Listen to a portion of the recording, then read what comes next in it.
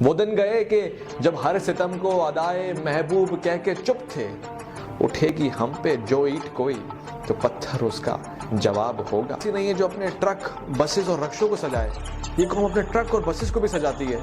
Country of philosophers کہ آپ کو فلاسفرز بہت مل جائیں گے، لیکن جب پریکٹیکل کی بات آ جاتی ہے تو وہاں پہ بریک کیوں لگ جاتا ہے؟ 1948 میں بھی تو پاکستان، 1960 میں پاکستان نے چائنا کو قرضہ دیا، 1970 کی دہائی کی میں بات کر رہا ہوں، اس وقت ایشیا میں سب سے پہلی مرتبہ اگر کہیں ریلوے پٹری بچھائی گئی تو وہ کراچی میں بچھائی گئی۔ اس کے علاوہ سر مجھے یاد پڑتا ہے، اگر میں صحیح ہوں کریکٹ کیجیے گا، کہ 1980 یا 70 میں میرے خیال میں بھٹو نے ملائیشیا اپنے ملک کے مزدور بھیجنے سے انکار کر دیا تھا کہ بھائی کہ میرے ملک کے مزدور بھی وہاں جا کے کام نہیں کریں گے، لیکن پاکستان اتنا آج پاکستان کی لیبر دبئی، سعودیہ، ملیشیا، انڈونیشیا میں سب سے زیادہ چیپ، سب سے زیادہ اویلیبل، اور پھر بھی غیر دیانتدار لیبر کاؤنٹ ہوتی ہے۔ تعارف بہت ضروری ہے کسی چیز کا۔ سمد کون ہے میں نہیں جانتا جب تک سمد نہ بتائیں، پاکستان کیا ہے کوئی نہیں جانتا جب تک پاکستانی نہ بتائے اور پازیٹیو کام کر کے بتائے۔ ہم جو پازیٹیو کام دیکھتے ہیں ہم بتاتے ہیں اس کو پاکستان کہتے ہیں۔ آپ کو جو تصویر پیش کی گئی ہے پاکستان کی بچپن سے لے کر اب تک، وہ غلط ہے۔ وہ تصویر ہے جب کوئی کسی پہ انک پھینک دیتا ہے یا کسی کو کسی دہشت کا شکار بنا دیتا ہے تو وہ خون آلود تصویر، وہ خون آلود چہرہ ریئل پاکستان کا فیس نہیں ہے۔ ریئل پاکستان کا فیس بہت پیارا ہے۔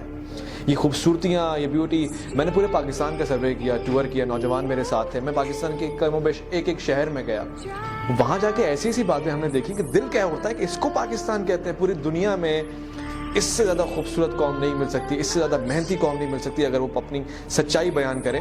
یہاں تک کہ آپ دیکھیں، میں رکشے اور ٹرک کا سفر کر رہا تھا ہائی وے پہ، میں نے دیکھا ایک ٹرک والا مجھے پیغام دے رہا ہے، جب اس نے سنا کہ پاکستان پاکستان پاکستان اور آپ کیمپین چلا رہے ہیں، اس کو پاکستان کہتے ہیں، کہنے لگا یار تم بات تو صحیح کرتے ہو، دنیا میں کوئی قوم ایسی نہیں ہے جو اپنے ٹرک بسز اور رکشوں کو سجائے، یہ قوم اپنے ٹرک اور بسز کو بھی سجاتی ہے، اتنا پیار کرتی ہے اپنی چیزوں سے، اس کو پاکستان کہتے ہیں کہ پاکستان کے اندر سب سے زیادہ مسئلہ اس وقت جو ہماری نوجوان نسل کے اندر یا اس کے علاوہ ہے وہ یہ کہ ہمارے یہاں ڈوئر بہت کم ہے، پریکٹیکلی کرنے والے لوگوں کی تعداد بہت کم ہے۔ لیکن آپ ویسے اگر کہیں پہ بیٹھیں، جیسے ہم بھی بیٹھتے ہیں، آپ کو بھی بہت سے ایسے ملتے ہوں گے جن کو فلاسفر، جیسے کہتے ہیں کہ پاکستان ہے کنٹری آف فلاسفرز کہ آپ کو فلاسفرز بہت مل جائیں گے، لیکن جب پریکٹیکل کی بات آ جاتی ہے تو وہاں پہ بریک کیوں لگ جاتا ہے ہمارے یہاں؟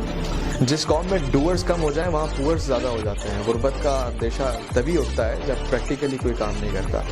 مگر میں تو خوش ہوں، میں تو مثبت پاکستان دیکھ رہا ہوں۔ آپ نے سوچا ہوگا کہ ویس ربانی کا انٹرویو لیا جائے اور اس سے پاکستان کے بارے میں سنا جائے اور سنوایا جائے۔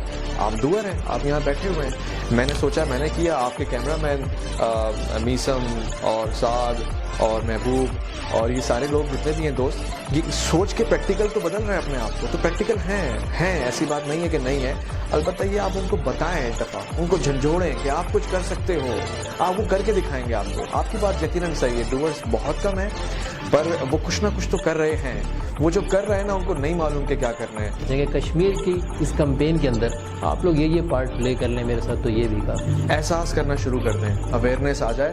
آج سے ہمارے بزرگوں کا بڑا احسان ہے کہ انہوں نے پاکستان بنا دیا، ورنہ آج کے لیڈرز تو کشمیر آزاد نہیں کرا پا رہے، انہوں نے اتنا بڑا ملک آزاد کرا دیا، تو یہ واقعی میں قرضہ تھا۔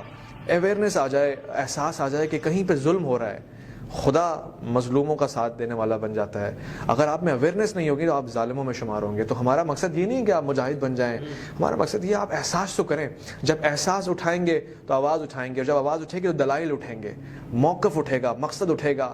پھر ان غریبوں کو جن کے ساتھ ظلم ہو رہا ہے، اگر آپ کچھ بھی نہیں کر سکتے تو کم سے کم ایک آسرا تو دیں، امید تو دیں۔ آواز اٹھائیں گے، ان کو اچھا لگے گا، وہ وہاں بیٹھ کر یہ دیکھیں گے کہ یار پاکستان میں، کراچی میں سمت کوئی پروگرام کر رہا ہے جس میں میرے ملک، میرے شہر، میرے لوگوں کا ذکر ہو رہا ہے، وہ کتنا حوصلہ فیل کرے گا۔ تو یہ ہم کر سکتے ہیں کشمیر کے لیے۔ کشمیر کو لے کے ایک سوال اکثر ذہن میں آتا ہے کہ کشمیر کو پاکستان جو آزاد کروانا چاہتا ہے، جتنے بھی پاکستانی ہیں، ہم سب، میں، آپ، جتنے بھی، تو کشمیر کو ہم پاکستان کے لیے صرف آزاد کروانا چاہتے ہیں کہ وہ پاکستان کا حصہ بن جائے آزاد ہو کے، یا کشمیر آزاد ہو کے اس وقت بھی اگر ہم دیکھتے ہیں جو ہماری کرنٹ سچویشن ہے کشمیر کی، جو آزاد کشمیر ہے ہمارا، وہاں کا الگ پریزیڈنٹ ہوتا ہے، الگ سفیر ہوتا ہے، مطلب بڑا ایک الگ ان کا ایک وہ پورا سسٹم ہی الگ چلتا ہے۔ تو ابھی جو آزاد ہیں وہ بھی ہمارے ساتھ 100% ویسے تو ہمارے ساتھ ہی ہیں، ہمارے ملک کا ہی حصہ ہیں وہ، لیکن 100% نہیں ہے۔ تو جب آزادی کی جو مہم چلتی ہے تو اس کو پاکستان کے اندر پاکستان کا حصہ بنا کے رکھا جائے گا یا ایک صوبے کے طور پہ یا الگ حساب کے طور پہ؟ دیکھیں نا، آپ اس قوم سے کشمیر حاصل کرنے کی بات کر رہے ہیں جو خود کہتی ہے کہ مجھے الگ صوبہ دو، مجھے الگ حصہ دو، مجھے الگ خطہ دو. پہلے تو ہمیں ایک ہونا ہے. دوسرا یہ کہ ہمیں کشمیر پاکستان کے لیے نہیں چاہیے، ہمیں کشمیر کشمیریوں کے لیے چاہیے. ہمیں ان کو ان کی آزادی دینی ہے. ایک ہیومن رائٹ ایشو ہے، it's not a national issue, it's just a human right issue جہاں پہ احساس کی بات ہے ساری کہ انسان کو اس کے حق تو دیں. آپ کے اسکول میں، آپ کے گھر میں اگر فوج آ جائے اور آپ کو اسکول جانے پہ پابندی ہو اور آپ کو نماز پڑھنے پہ پابندی ہو، آپ کے اپنے عقائد اور دین میں کچھ چینجز اور کچھ پریکٹیکل کرنے میں پابندی ہو، تو آپ کیسا محسوس کریں گے؟ یہ بنیادی حقوق ہیں، یہ ہر انسان کو ملنے چاہیے. ان سے ہمارا بڑا رشتہ ہے. وہ آزادی کے دنوں میں ہمیں یاد کرتے ہیں، اپنی گھڑیاں ہمارے عین وقت کے ساتھ ملا لیتے ہیں. وہ عید کے دنوں میں ہمیں یاد کرتے ہیں، ہماری جیت میں ہمارے ملک کا جھنڈا لہراتے ہیں. تو یہ کام اگر ہندوستان کرے، ہمیں اس سے محبت ہو جائے، وہ تو پھر بھی کشمیری ہیں. تو یقیناً آپ کا سوال بہت زیادہ ثقیل ہے کہ کشمیر کشمیریوں کا ہے، ان کو ان کا حصہ ملنا چاہیے، ان کو ان کا پورا حق ملنا چاہیے، اور ہم حق کے ساتھ ہیں، حق ہمارے ساتھ ہو جائے گا. سر بالکل جاتے جاتے آخر میں میں ضرور چاہوں گا کہ آپ جتنے بھی لوگ آپ کو سن رہے ہیں تو ان کے لیے کوئی بھی ایک اینڈنگ میسیج آپ کی طرف سے جو ان کو زندگی بھر جو وہ یاد رہ جائے کہ ہاں اویس ربانی نے ہم سے یہ بات کہی تھی، کم از کم اس کو تو میں نے فالو کرنا ہی ہے، کچھ نہ کچھ ایسا. بہت شکریہ سمت. اور آخری پیغام میرا یہی ہے کہ کتاب کب تک رہے گی سادہ، کبھی تو آغاز باب ہوگا. جنہوں نے بستی اجاڑ ڈالی، کبھی تو ان کا حساب ہوگا.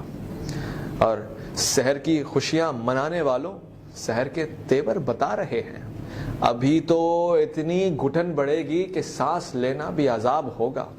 وہ دن گئے کہ جب ہر ستم کو ادائے محبوب کہہ کے چپ تھے. اٹھے گی ہم پہ جو اینٹ کوئی تو پتھر اس کا جواب ہوگا. اور سکون صحرا میں بسنے والوں، ذرا رتوں کا مزاج سمجھو.